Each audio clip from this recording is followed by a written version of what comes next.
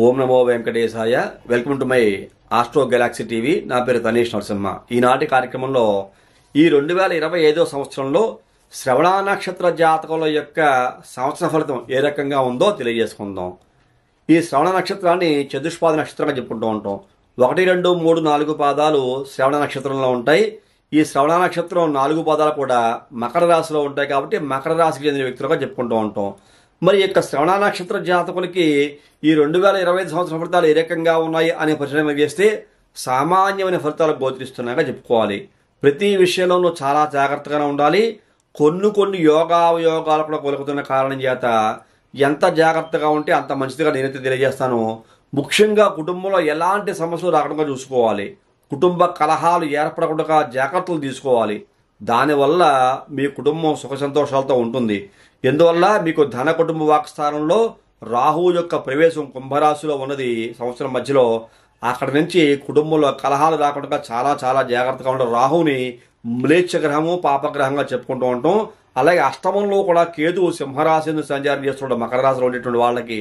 కాబట్టి అపమృత్యు దోష పరిహారార్థం మహామృత్యుంజయ హోమం చేయించుకోవడం, జపం చేయించుకోవడం ఉత్తమోత్తమ మార్గం కూడా నేనైతే ప్రత్యేకించి మరీ తెలియజేస్తాను. ఆకస్మిక ధన నష్టం కూడా లేకపోలేదు. 10 రూపాయలు ఖర్చు పెట్టాల్సిన చోట 1000 రూపాయలు ఖర్చు అయిపోయినా ఆశ్చర్యపోలేదు. కాబట్టి ఆర్థికంగా బలంగా ఉండాలి అంటే కనుక వెంకటేశ్వర స్వామిని కొలవడమే ఉత్తమోత్తమ మార్గంగా ఇక శ్రవణ నక్షత్ర జాతకులకి ప్రత్యేకించి నేనైతే తెలియజేస్తాను. విదేశీ ప్రయత్నం మాత్రం చాలా సక్సెస్ఫుల్గా మీరు కంప్లీట్ చేయగలుగుతారు. శ్రవణ నక్షత్ర జాతకులకు ఏదైనా దేశ విదేశాలకి వెళ్ళాలి రావాలి అనుకుంటే వాటి యందు మాత్రము చాలా శుభమూలకమైన యోగాలు అనుకూలమైన అంశాలు గోచరిస్తున్న కారణం చేత విదేశీ యానము విదేశీయులకు వెళ్ళాలని ప్రయత్నం చాలా సులభం అవుతూ ఉంటుంది.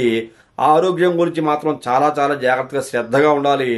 మంచి ప్రవర్తనతోటి ఇతరులను ఆకర్షించేటువంటి లక్షణాలు కూడా ఇక శ్రవణ నక్షత్ర జాతకులకు ఉంటాయి. నేనైతే ఎన్ని యోగాలు ఉన్నా ఒక విషయం బలంగా చెప్తాను. ద్వితీయంలో రాహువు, అష్టమంలో కేతువు. ఈ విషయంలో చాలా కేర్ఫుల్గా ఉండాలి. ముఖ్యంగా ప్రయాణాల విషయంలో, శత్రుత్వాల విషయంలో ఎవరితోటి గొడవలు పెట్టుకోవద్దు. ప్రయాణాలు చేసేటప్పుడు చాలా కేర్ఫుల్గా ఉండండి. మీ తప్పు లేకపోయినా మీరు పనిష్ అవుతారు. మీరు రోడ్డు అంటే పెడతారు, మీ తప్పు మీకు ఉండదు. ఎవరో వచ్చి మమ్మల్ని గుద్దుతారు, దానికి మీరు శిక్షింపబడతారు. అంటే దెబ్బలు తగిలి గాయాల పాలయ్యి హాస్పిటల్ పాలయ్యి ఇబ్బందుల పాలవుతారు. అష్టమకేతువు చాలా ప్రమాదం. మహామృత్యుని జపం చేయించుకోండి. పరమేశ్వరునికి ఆరాధన చేయండి. ముఖ్యంగా వెంకటేశ్వర స్వామిని కొలవండి.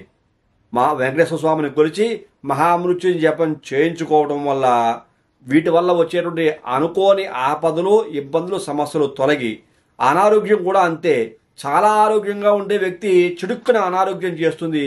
ఏమైపోయింది ఆ వ్యక్తికి అనేటువంటి సమస్య కూడా ఉత్పన్నం అవుతూ ఉంటుంది. కాబట్టి ఈ విషయాల్లో చాలా జాగ్రత్తగా ఉండవలసింది. శ్రవణ నక్షత్ర జాతకులకి ప్రతి ఒక్కరికి మరీ తెలియజేస్తున్నాను. ఈ శ్రవణ నక్షత్ర జాతకులకి ఇలాంటి సమస్య ఎక్కువగా కనపడుతోంది. కాబట్టి చాలా జాగ్రత్తగా ఉండాలి. మకర రాశి వారు కూడా చాలా జాగ్రత్తగా ఉండాలి. ఎందువల్ల శ్రవణ నక్షత్రం మకర రాశిలోనే ఉంటుంది. మకర రాశిలో శ్రవణ నక్షత్రం ఒకటే కాదు, ఉత్తరాషాఢ ఉంది, ధనిష్ట 1-2 పాదాలు కూడా ఉంటాయి.